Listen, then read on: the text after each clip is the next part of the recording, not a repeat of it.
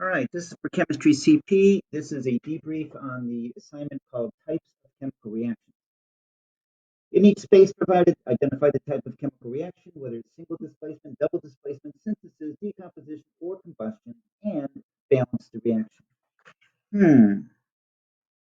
All right, so number one, as I look at this reaction, this and that becomes this and that.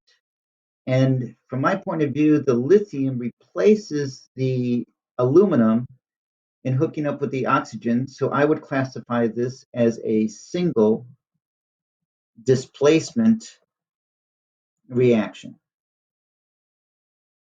Next, to actually balance it, I have my little rap sheet. I start off with 2 aluminums on the left. I only have 1 on the right, 3 oxygens on the left, only 1 on the right, 1 and 2. So I'm seeing my lithiums can only go by 2s. My oxygens can only go by 3s, but I'll try it. So I'm going to put 3 oxygens because there's 3 oxygens here, 3 on the right. That gives me 6 lithiums on the right, so I could try 6 lithiums on the left. Now I have 2 aluminums on the left, only 1 on the right. Try 2 on the right, 1 on the left, and let's verify that I've done it. 2 aluminums on the left, 2 on the right. 3 oxygens on the left, 3 oxygens on the right, 6 lithiums on the left, 6 on the right. This is now a balanced chemical reaction with the coefficients 1, 6, 3, 2. Number 2. Magnesium hydroxide combines with hydrogen nitrate to create magnesium nitrate and liquid water. Interesting. I think I would have to claim that the magnesium and the hydrogen are swapping places, so it becomes dihydrogen monoxide, or water, and magnesium nitrate. So I'm going to classify this as a double displacement.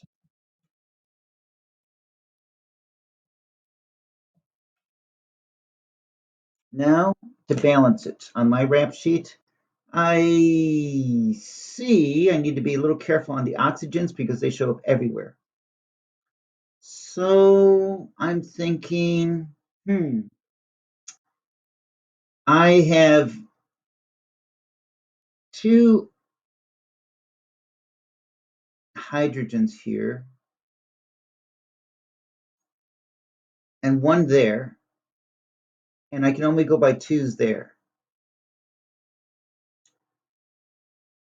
So I need at least 3 here to even hope to balance the hydrogens here, maybe. No, that almost seems like a mistake for starting. Maybe I don't want to quite start off with that. Let me start off with something different. The good news is I have 1 nitrate here, and I have 2 nitrates there. So I should maybe start off by putting the coefficient 2 in front of the hydrogen nitrate reactant. This will balance the nitrates. 2 nitrates, which is NO3, 2 nitrates, which is NO3. For the magnesiums, I only have 1 on the left and 1 on the right, so that's decent. Now it gets a little messy. So for the hydroxides, I have 2 OHs on the left. I have 1 OH on the right.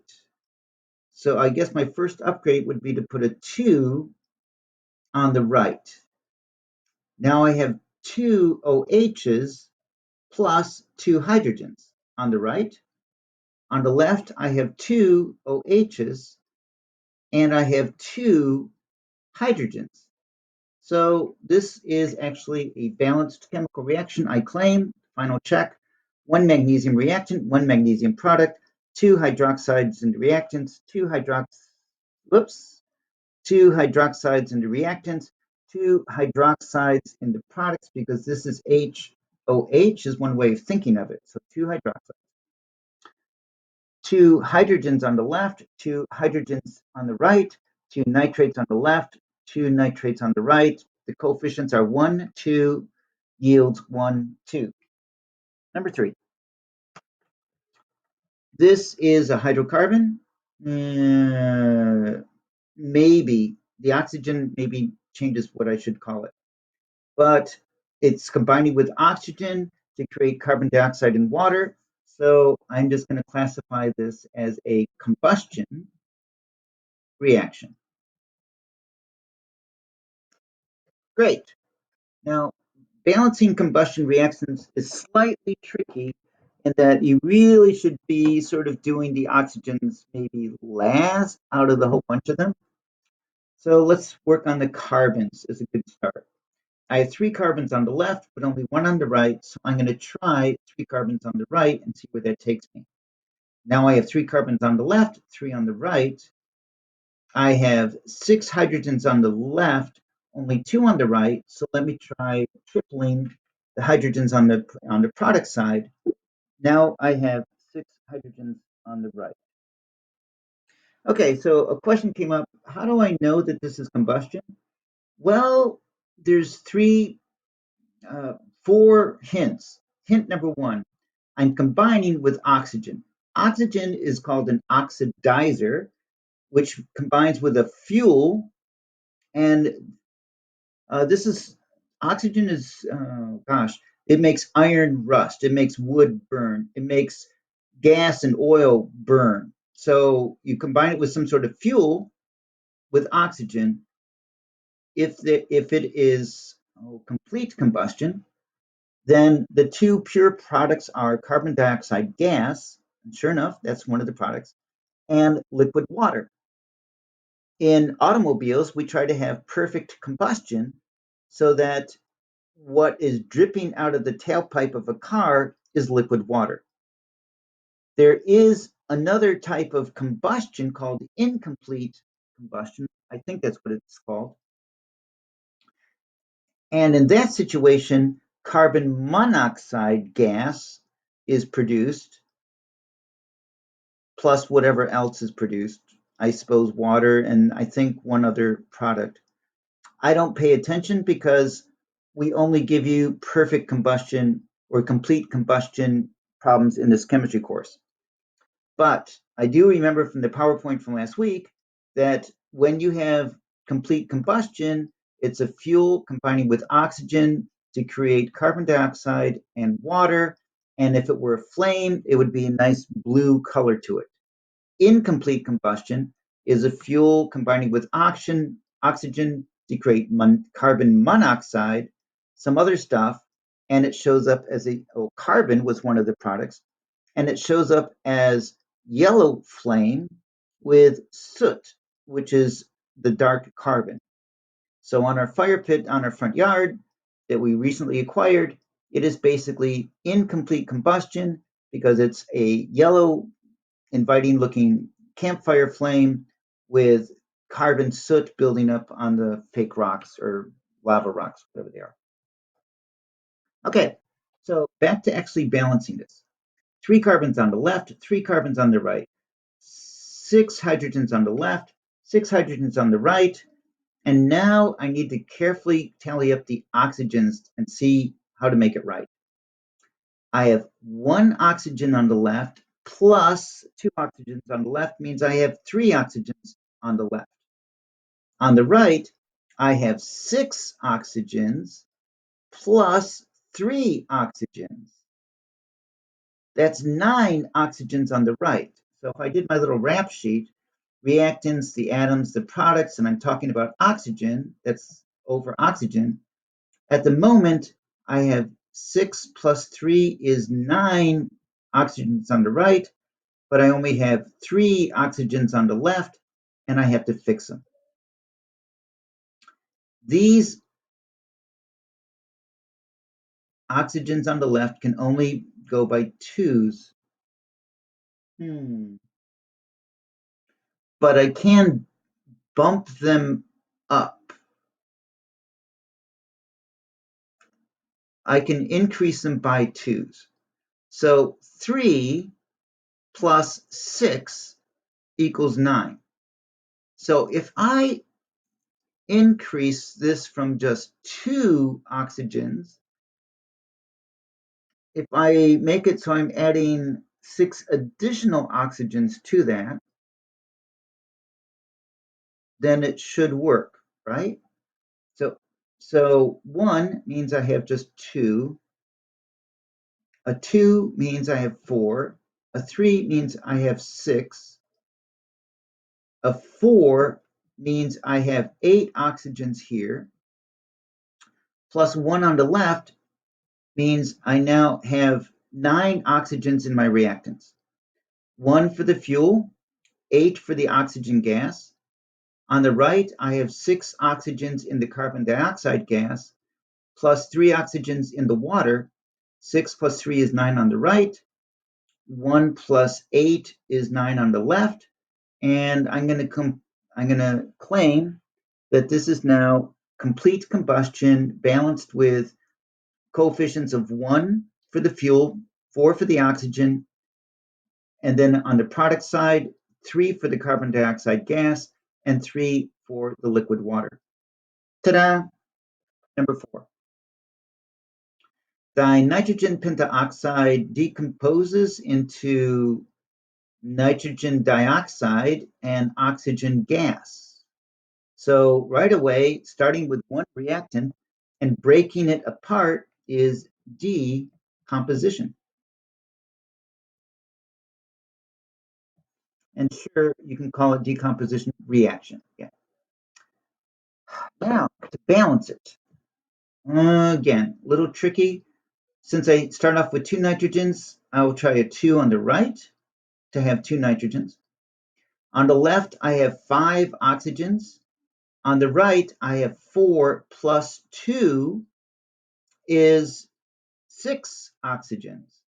Yikes. And I can only increase the oxygens on the right by even numbers. 2, 4, 6, 8, 2, 4, 6, 8. But here it's an odd number. So my logic is I need to turn this into an even number of oxygens on the left. I'll try doubling with a coefficient of 2. That means I now have 4 nitrogens on the left, and to make it 4 nitrogens on the right, I'll have to double my coefficient for the first product and make that 4 nitrogen dioxides. So now what have I got? 4 nitrogens on the left, 4 on the right. 10 oxygens on the left. Here I have 8 oxygens. Here I have 2 more oxygens. 8 plus 2 is 10. So this is now balanced with a coefficient of 1 for the reactant, and on the product side, 4 for the nitrogen dioxide and 1 oxygen gas molecule. These are atoms, these are molecules. All right, stand by for a moment. All right, next one.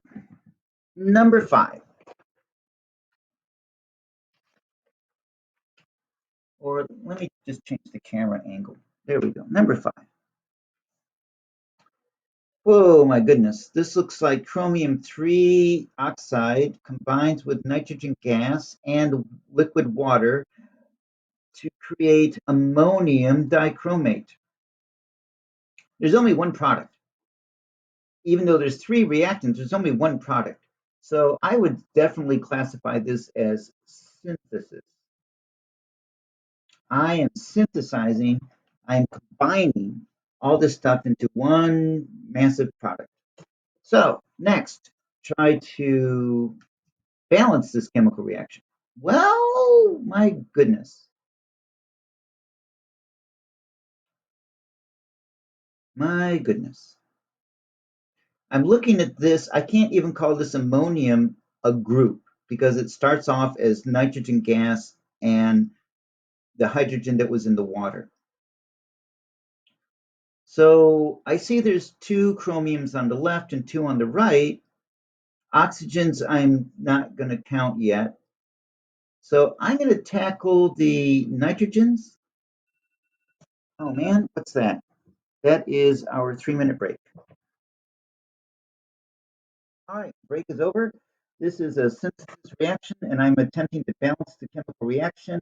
I see I have 2 nitrogens on the left, 2 nitrogens on the right. I have 8 hydrogens on the right. 4 times 2 is 8. So let me bump this up to a 4 and see where that takes me. Now I have 8 hydrogens on the left, 2 chromiums on the left, 2 chromiums on the right, 2 nitrogens, 2 nitrogens. I've been avoiding tallying up the oxygens. Let's start doing it now. I have 3 oxygens in this first molecule. I have 4 oxygens in the water. 3 plus 4 means on my rap sheet of oxygen, I have 7 oxygen atoms on the reactant side of the yield sign. On the right, hey, it works out, I have 7 oxygens on the right side of the yield sign. So I am balanced. This is a coefficient of 1, whatever this is. It might be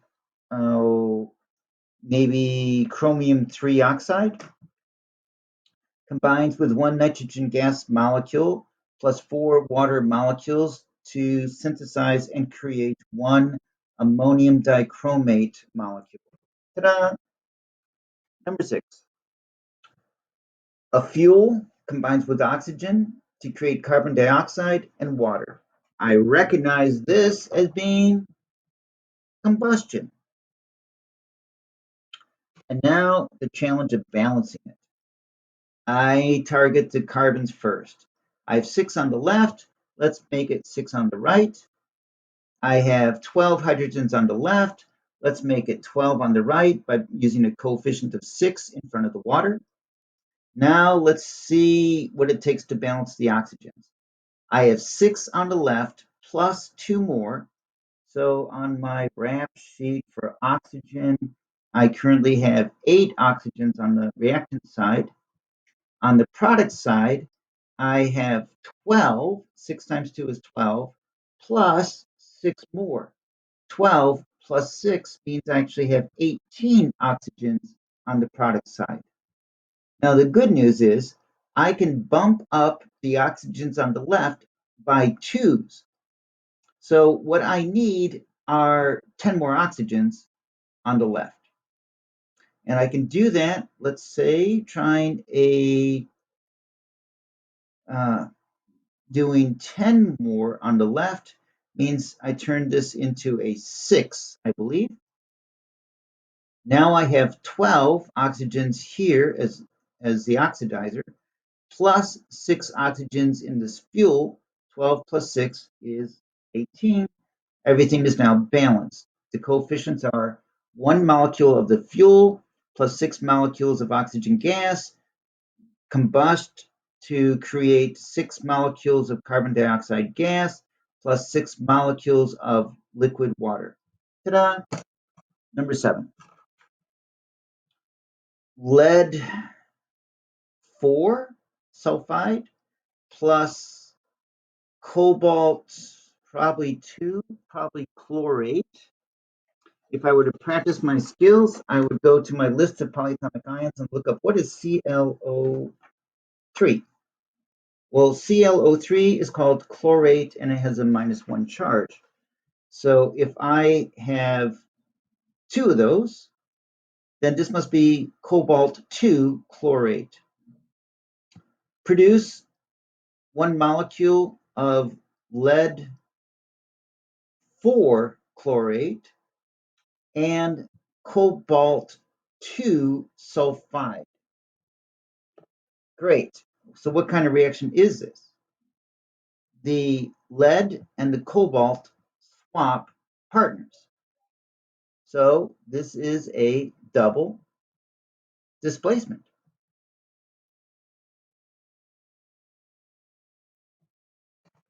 To try and balance these coefficients, my goodness, the chlorates that's what they're called, right? ClO3 is the chlorate. Okay, so the chlorates stay together as a group. I have 2 chlorates on the left. I have 4 chlorates on the right. So let's try doubling the chlorates on the left. Now I have 4 chlorates on the left, 4 chlorates on the right. Let's work on something else. I have 2 cobalts on the left. So let's try 2 cobalts on the right. Now I have 2 sulfurs on the right. I have 2 sulfurs on the left. I have one lead on the left. I have one lead on the right. I think I now have it balanced. Let's see. One lead on the left, one lead on the right. Two sulfurs on the left, two sulfurs on the right. Two cobalts on the left, two cobalts on the right. Four chlorates on the left, four chlorates on the right. Balanced chemical reaction with the coefficients 1, 2 yields 1, 2. There is a backside to this, but before I go on, a student posed a question, what if my coefficients were twice the value that I came up with? What if their coefficient? So for example, on number 5, I came up with 1, 1, 4, 1. What if they came up with 2, 2, 8, 2? Would that be considered correct? And the short answer is no. It would be considered wrong because you didn't reduce it to the lowest set of coefficients you could. Now look at these coefficients, 1, 6, 3, 2. You can't reduce that without making one of these coefficients a fraction, and that's not allowed. Same thing with number 2, can't reduce it. Number 3, can't reduce it. Number 4, can't reduce it. 5, 6, 7. None of these can be reduced any further. So if you do end up in a situation such as 2, 4, 2, 4, reduce it. Simplify it down to 1, 2, 1, 2, or else it will be considered incorrect. All right, well, it turns out this particular worksheet was double-sided, and I'm only gone halfway through it. Number 8, the following chemical reactions contain only reactants. You will predict the products and balance the chemical reaction. Silver cyanide and lead metal.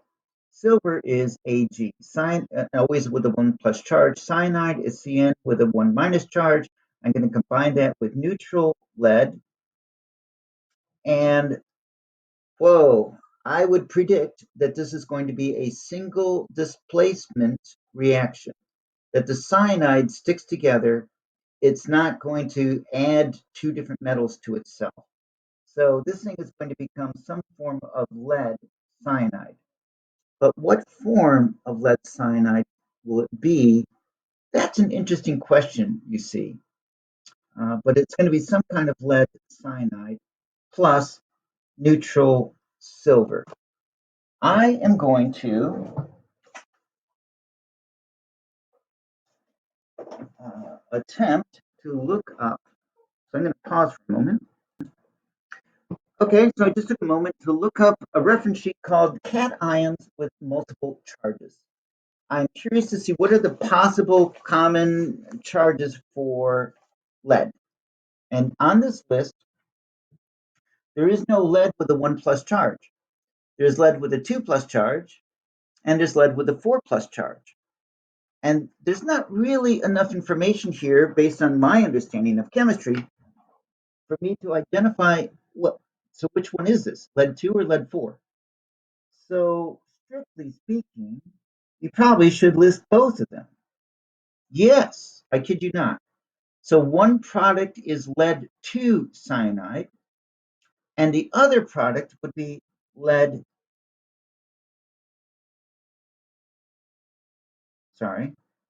lead 4 cyanide. So they're going to have different valence coefficients. Yikes. So there's really twice as much work to do in number 8. One cyanide here, 2 there, so try a coefficient of 2 here, try a coefficient of 2 there, and now it's balanced.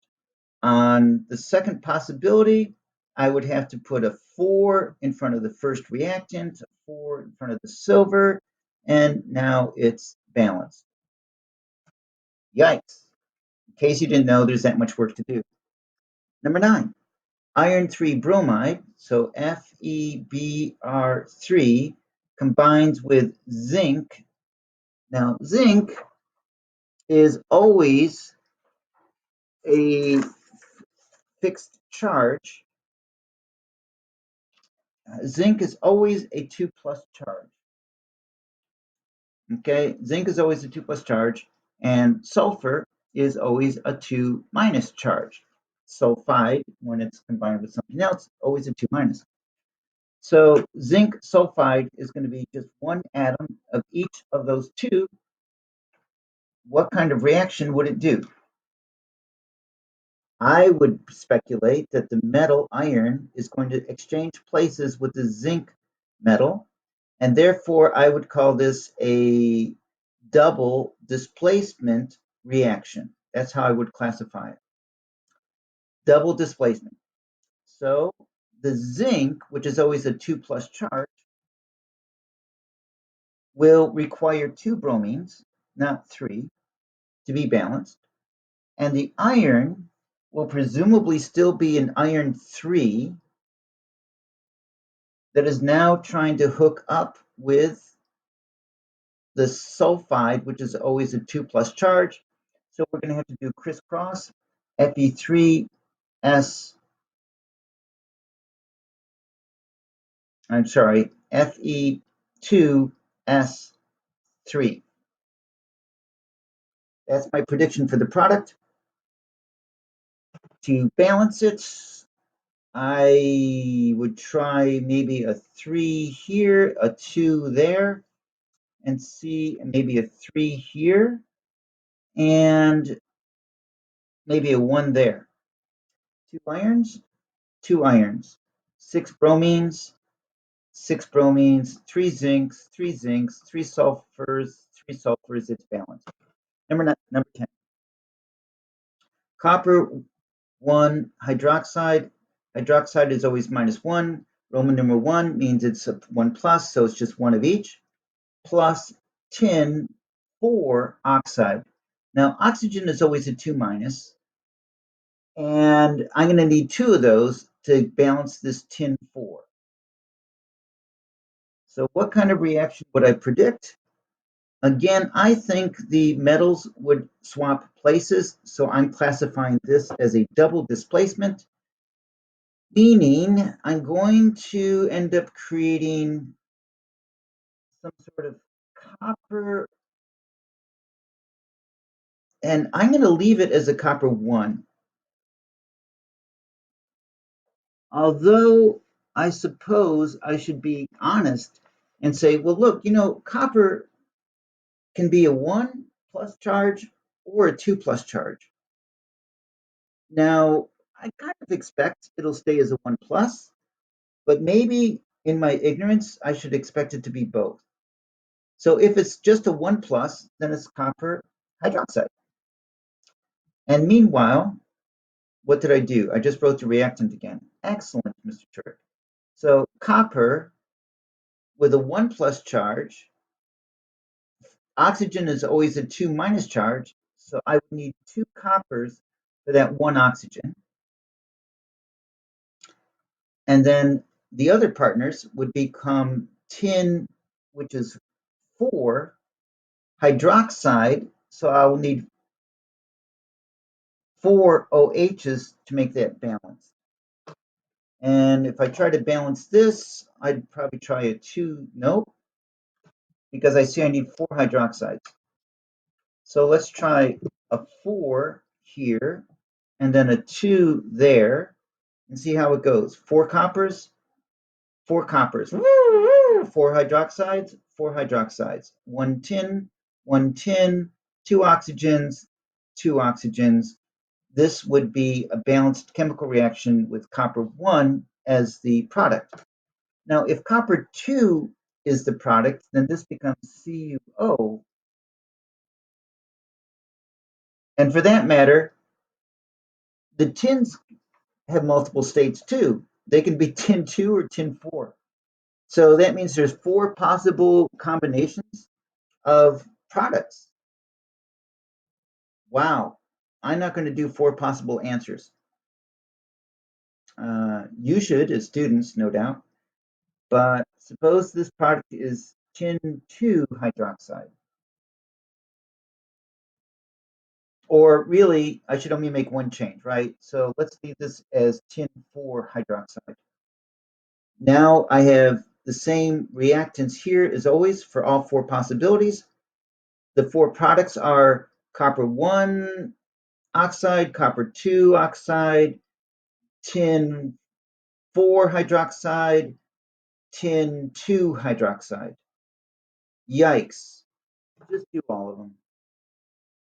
Now, in the AP chemistry course, you would probably get guidance on which of those 4 you can rule out as being minor products or not occurring products.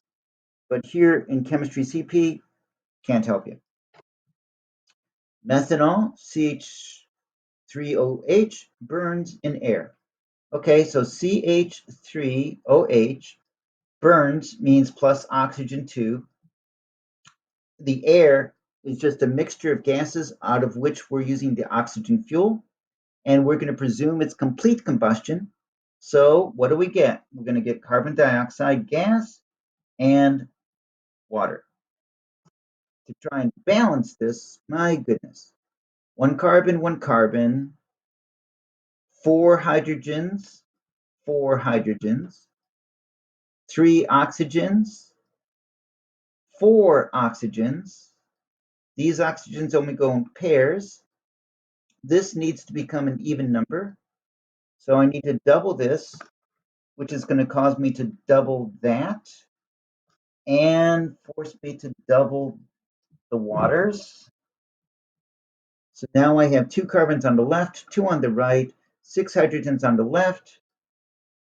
Sorry, 8 hydrogens on the left, 8 hydrogens on the right. 2 plus 2 is 4 oxygens on the left. 4 plus 4 is 8 oxygens on the right. But I can give myself 4 more oxygens.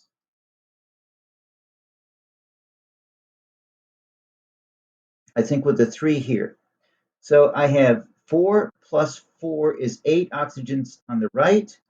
Here I have 6 plus 2 is 8 oxygens on the left. Finally, this one is balanced, and this is a combustion reaction. Number 12, lithium metal reacts with nickel 2 chromate.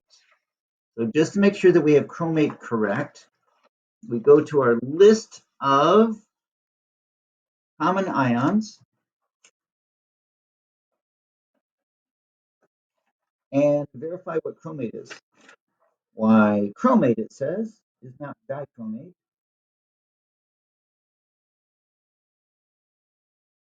Chromate is CrO4 with a 2 minus charge. CrO4 with a 2 minus charge. So CrO4 with a 2 minus charge, which is great because this nickel's with a 2 plus charge means no parentheses. I write this as one molecule joined together. Sorry about the visual gap. I would predict that this is a single displacement reaction. The lithium replaces the nickel. The lithium is always a 1 plus charge. The chromate is always a 2 minus charge. So I'm going to need 2 lithiums for every chromate molecule. And then kind of ejected from the group is the lonely nickel now. To balance the single displacement reaction, I'll try a 2 in front of the lithium. And I think that should take care of it. 2 lithiums, 1 nickel, 1 nickel, 1 chromate, life is good. Number 13, zinc carbonate reacts with hydrogen phosphate. So zinc is always a 2 plus charge, and carbonate, if you need to check, is CO3 with a 2 minus charge. Okay, CO3 with a 2 minus charge. And zinc, I said, is always a 2 plus charge. Yeah, okay. So CO3, did I forget that? Carbonate is carbonate. This is what happens when you get old. I'm just confirming that I wrote down carbonate correctly. There it is, CO3 with a 2 minus charge, CO3 with a 2 minus charge. So one of each reacts with, so plus sign, hydrogen. Now, phosphate is PO4 with a 2 minus charge, but let me verify that. Phosphate is PO4 with a 3 minus charge, not 2. So H3PO4, short-term memory, phosphate is PO4 with a 3 minus charge. Yields. This is going to be a double displacement reaction. So the zinc and the hydrogen are going to swap places. So I end up with zinc, which is always a 2 plus charge, phosphate, which is always a 3 minus charge. So I'm going to have to crisscross Zn3, open parentheses, PO4, close parentheses, subscript 2, plus, well, hydrogen, which is always a 1 plus charge, but carbonate is always a 2 minus charge, so I'll need 2 hydrogens for each carbonate polyatomic ion. So on this double displacement reaction, trying to balance it, I'll try 3 zincs here to match 3 zincs there. I have 2 phosphates there, so let's try 2 phosphates there. I have 3 carbonates, so let's try 3 carbonates here. Oh my goodness, does this even come close to working? 3 zincs, 3 zincs, 3 carbonates, 3 carbonates, 6 hydrogens, 6 hydrogens, 2 phosphates, 2 phosphates, it's balanced. Number 14, propane burns. Okay, so C3H8 burns means combines with oxygen gas. We presume it's complete combustion, so the products will be carbon dioxide gas plus liquid water. This is a combustion reaction, fun to balance, right? So this one is going to try a 3 here, but right away I see there's going to be, I don't know, let's try it. 3 carbons, 3 carbons. 8 hydrogens here, so let's try 4 there. So I have 8 hydrogens there. Now for the oxygens. I have 6 plus 4 is 10 oxygens on the products. So a coefficient of 5 will give me 10 oxygens on the reactants. 3 carbons, 8 hydrogens, 10 oxygens. 6 plus 4 is 10 oxygens. This concludes the debrief on this work assignment.